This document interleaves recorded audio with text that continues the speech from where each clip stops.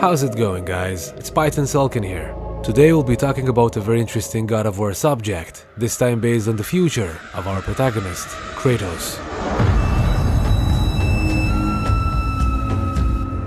Kratos is a powerful god, one who was raised as a mortal, becoming known and feared as the ghost of Sparta, and later on, as a god killer.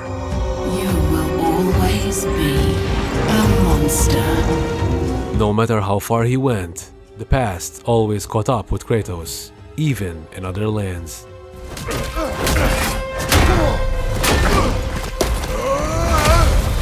know my past? The ghost of Sparta thing? Yeah. Then you know what I'm capable of. Show me! And just as Kratos' past caught up with him, so too is his true nature.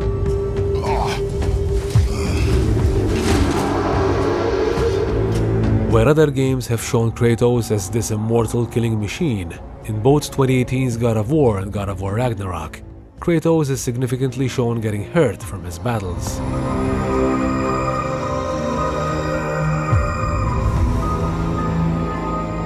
We remember one of the very few times we've seen Kratos all beat up and dying in his younger years, when he lost his godly powers following the betrayal of Zeus.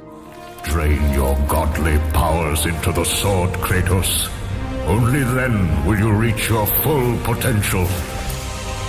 Why do you aid me now? Kratos was promised his full potential, yet draining his powers into the Blade of Olympus and eventually losing the blade made Kratos vulnerable, turning him into the person he once was before becoming the God of War, which ultimately led to his death at the hands of Zeus. Even now, as you draw your last breath, you continue to defy me!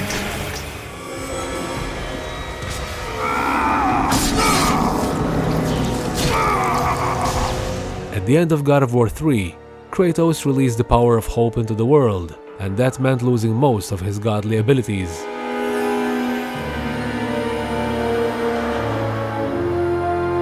In fact, upon impaling himself with the Blade of Olympus, the blade no longer emitted its bluish glow, potentially implying that the godly powers it once held were forever released onto the world, with Kratos eventually surviving death with the curse he was once bestowed. You disappoint me, Spartan.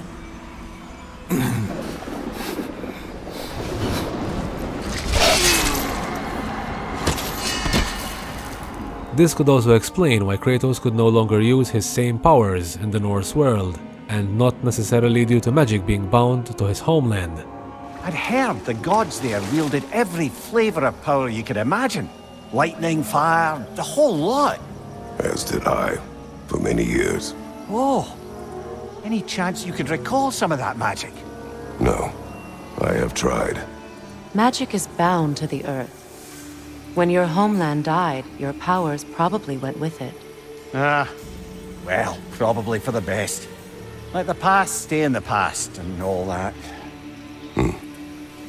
So what does all this mean for Kratos? Is he getting stronger with age, as many might think? Or are his strength and abilities weakening the older he gets? We should finish this journey while I still have strength. This very line shows that deep down Kratos does feel different from his young, stronger self. It's something he wouldn't have said if he truly was becoming stronger with age.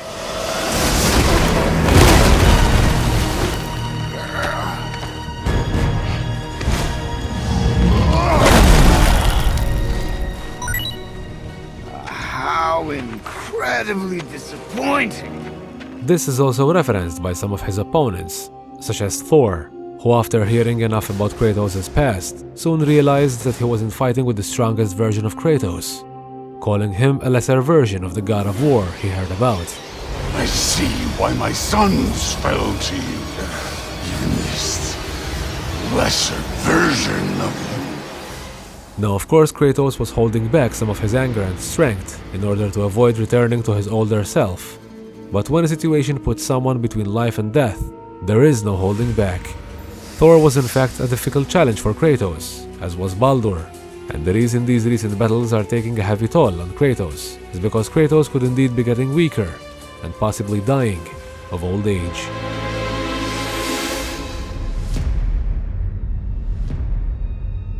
Gods like Zeus tend to get stronger with age, but the difference one should keep in mind is that Zeus was a direct descendant of two titans, the son of Kronos and Rhea, which made him supremely powerful by blood. Kratos' story, however, is slightly different. It's true that Kratos is the son of the king of the gods, but unlike Atreus, who is the son of both a god and a giant, Kratos is the son of Zeus and the mortal Spartan woman, Callisto, making Kratos a demigod. If Kratos' power truly returned to his state prior to becoming God of War, then the Kratos we are seeing now is just as vulnerable as the day he was when the barbarian king was about to end his life, with Kratos having to swear an oath to Ares in order to be saved. Ares! Destroy my enemies, and my life is yours! With the addition that he is now much older than he was back then. Sure, experience certainly makes one stronger as years go by, but it doesn't deny the fact that Kratos is now in his stages of becoming a late-aged demigod. And according to legend, demigods can live from hundreds to a few thousands of years, but they still have a definite lifespan.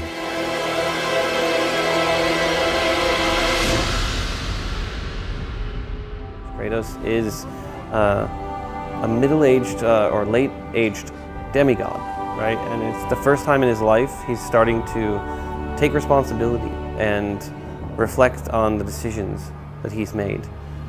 So it's a transformative time for Kratos. This means that Kratos' pain and suffering could be early signs of his old age, and that sooner or later we might have to bid farewell to the God of War.